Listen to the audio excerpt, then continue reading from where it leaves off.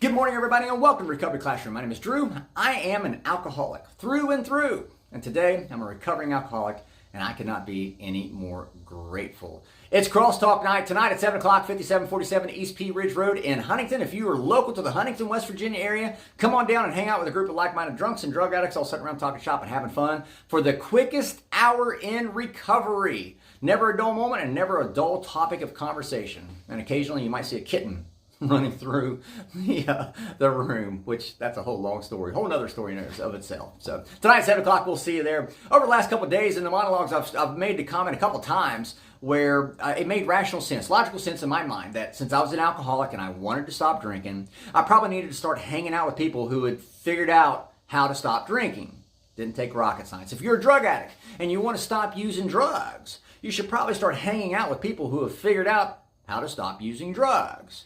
If you're hanging out with the people who have figured out how to solve the problem that you're trying to solve, well, your chances of success just skyrockets, right? And that's where the term like-minded individuals really comes into focus for me. Like-minded individuals, people who have figured out how to solve the very problem that I'm trying to solve myself. It made sense to me early in my sobriety. Instead of just randomly walking down the grocery store aisle and saying, "Hey, sir, are you an alcoholic? Are you a drug addict? Can I talk to you?" Instead of randomly doing that, walking up to somebody in a 7-Eleven parking lot, "Hey, you look like a drug addict. Can I talk to you?" Probably not the right way to approach it. So it made sense to me. If I wanted to talk to a drug addict, if I wanted to talk to an alcoholic, I probably needed to go to where I knew they were going to be. And where was that, you might ask? A meeting. Now, here's the paradox. I wanted nothing to do with these stupid meetings. Every time I'd walked into a meeting before, they had 25 pages of reading this, 14 minutes of chanting that, and praying this, and talking about this rule, and talking about that tradition. I didn't want anything. I didn't give a shit about that. Hell, I was afraid they were going to send around a membership card asking for my name, phone number, and a credit card information. I don't want anything to do at all with that. What I wanted, though, was I wanted to be able to listen to people who had solved their problems. And so I was a lot more interested. And that's what drove me into these places where I didn't want to be, because I knew there was going to be participants in those rooms that could tell me how they solved their alcoholic problem. Are you going to meetings? Are you associating with like-minded individuals? Are you hanging out with like-minded individuals? Are you listening to their experience, strength, and hope? Are you taking the bits and pieces and trying to apply it in your life to see if it works for you? Meetings matter. Meetings are so critically important, because without meetings, then we're just back at walking down the grocery store aisle or the 7-Eleven parking lot or at the gym, randomly asking people. And I do not recommend randomly asking people, "Hey, are you a drug addict? Can I talk to you?" Or, "Are you an alcoholic? Can I talk to you?" I've done it, but I wouldn't recommend it anyway. So I want to encourage you, pay attention. I talked about this last week earlier. Pay attention to what you're paying attention to. If you're going into meetings, pay attention to what you're listening to, the people that are speaking. Are you getting fed? Are you getting fed from these meetings? Are you able to connect and engage with these people in a meaningful way?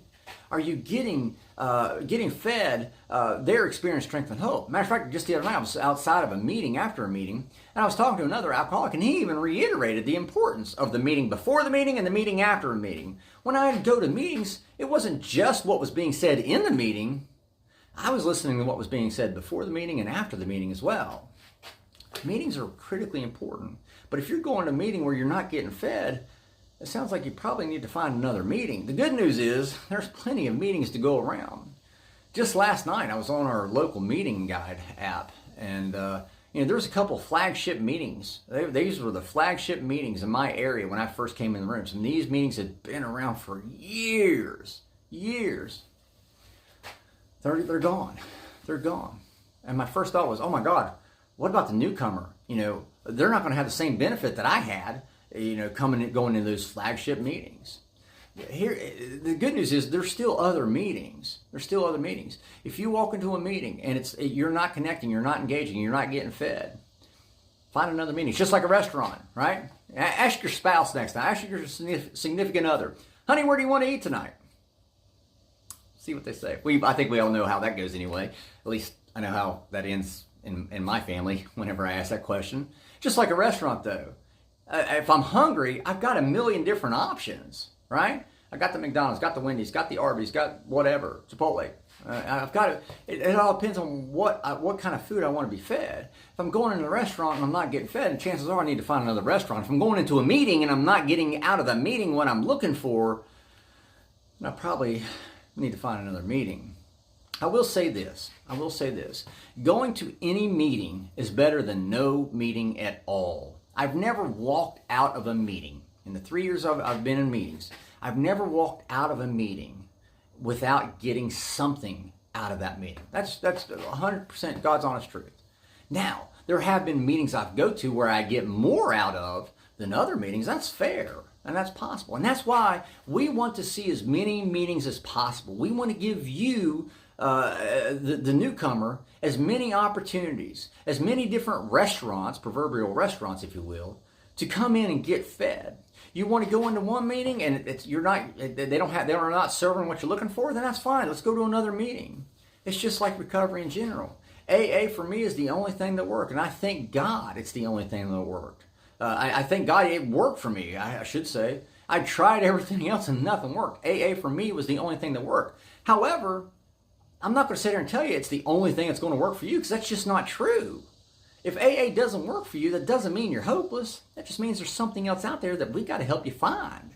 And that's what we're here to do. That's what anybody in recovery that's all they want to do is help you find what works for you, whether it's AA or NA or CR or JKLMNOP, whatever. We're just interested in you, but you've got to start hanging out with like-minded people, and that's why meetings matter. So with that being said, I'll let you guys go. Thank you guys for letting me come in and share 5 to 10 minutes of your day with you. You guys absolutely keep me sober, and I could not be any more appreciative. If there's a topic you'd like to hear us discuss on our upcoming podcasts, hopefully starting this weekend, you can email it directly to me, Drew, D-R-E-W, at recoveryclassroom.org. We've already got a couple topics that we're going to be discussing. I'm excited.